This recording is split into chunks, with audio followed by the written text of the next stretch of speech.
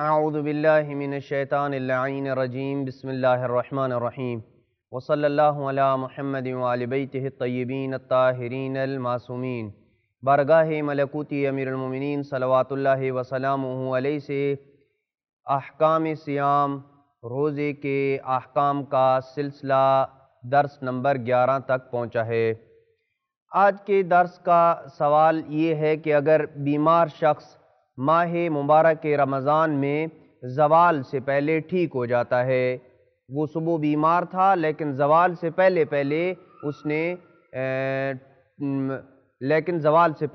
وہ ٹھیک ہو جاتا ہے تو اس شخص کے روزے کا کیا حکم ہے؟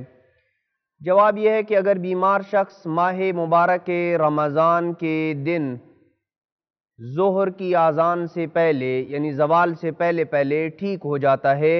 اور اس نے اس وقت تک طلوع فجر سے لے کے زوال تک کوئی ایسا کام نہیں کیا جو روزے کو باطل کر دیتا ہے، یعنی ان 9 کاموں میں سے کسی کام کا اس نے ارتکاب نہیں کیا جو روزے کو باطل کر دیتا ہے، اور زوال سے پہلے وہ ٹھیک ہو گیا ہے، اسے شفا مل گئی ہے، تو احتیاط واجب کی بنا پر ضروری ہے کہ روزے کی وہ نیت کرے اور اس دن کا روزہ وہ رکھے گا، مکمل کرے گا اور بعد میں اس کی قضا بھی کرے گا۔ اور اگر ظہر کی اذان کے بعد وہ ٹھیک ہوتا ہے، ظہر کی اذان کے بعد اسے شفا ملتی ہے، تو اس دن کا روزہ اس پہ واجب نہیں ہوگا اور ضروری ہے کہ وہ اس روزے کی بعد میں قضا بھی کرے۔ وصلی اللہ علی محمد